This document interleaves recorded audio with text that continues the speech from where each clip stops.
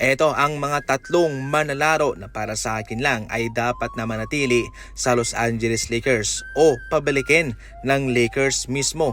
Una, itong si Hachimura. 17 points ang kanyang ina-average, 4 rebounds, 1 assist per game mga idol para sa Los Angeles Lakers. Sa playoff naging maganda ang kanyang laruan at yun ang kailangan ng Lakers para sa kanilang susunod na season at sa marami pang taon. Ang taong maaasahan, nakaka-blend in sa anumang posisyong ibibigay mo. Marcus Smart, walang duda, ito yung nagpaganda sa depensa ng Los Angeles Lakers. Nasa 13 points per game, 3 rebounds per game and 5 assists per game ang kanyang kinakamada. Ito na talaga yung perfect para sa Lakers. Huwag na nilang pakawalan itong si Marcus Smart. I-lock in na nila ito long term. Panghuli, si Luke Kennard, kahit na hindi siya uminit mga idol sa kanilang mga huling laban sa series nila laban sa Thunder, siya ay nagpapakita po ng dissenting kontribusyon. 11 points per game, 3 rebounds per game and 2 assists per game. 47% sa 3-point line.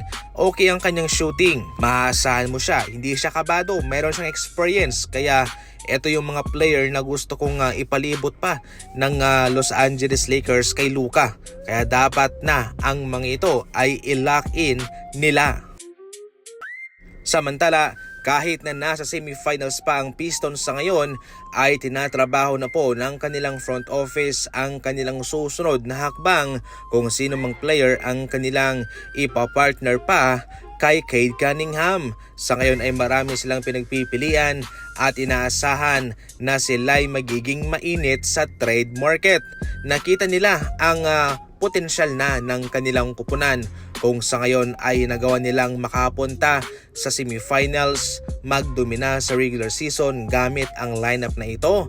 Well, ano pa ang kanilang magagawa kung sila'y makakabingwit pa ng malaking isda para i-partner kay Cade Cunningham? Ang goal dito ay magkaroon pa ng maraming option na po pwedeng maka-score, po pwedeng makabuhat, na hindi lang sila magdedepende kay Cade Cunningham sapagkat hindi rin po natin maigagarantiya na magiging healthy itong si Cade. Kaya kahit papano ay mababawasan ang workload sa kanyang balikat.